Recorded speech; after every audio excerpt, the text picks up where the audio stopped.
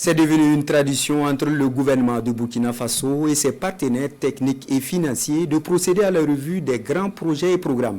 Il s'agit pour l'État d'avoir une idée détaillée du chemin parcouru dans les investissements visant à améliorer les conditions de vie des populations. Les projets et programmes au Burkina Faso, c'est un investissement de 1521 milliards de francs CFA mobilisés dans 15 départements ministériels. Nongba Kouda, Jérôme Tendano.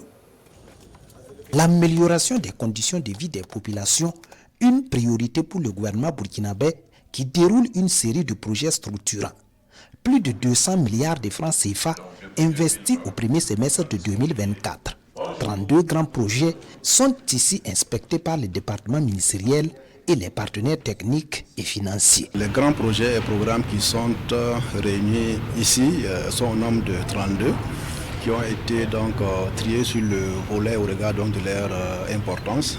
Ces 32 projets et programmes mobilisent à eux seuls 4 500 milliards, sont un instrument privilégié pour mettre en œuvre les grandes orientations en matière de développement économique et social. C'est une obligation pour tous les partenaires de Burkina Faso de continuer dans ce travail. Et je suis aussi très gré que le gouvernement a une volonté d'améliorer la coopération avec les partenaires techniques et financiers.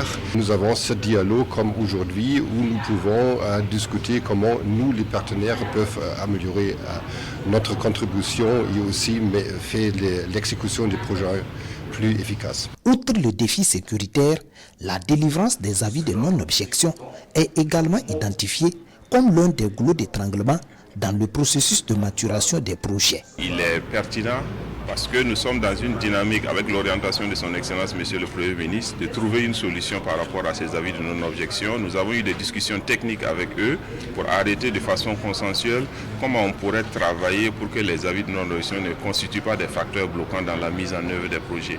Tous conviennent à ce conclave des projets et programmes de renforcer la collaboration entre acteurs de mise en œuvre et partenaires techniques et financiers afin de minimiser l'impact des contraintes identifiées. Toute chose qui permet de répondre aux besoins des populations en matière d'investissement.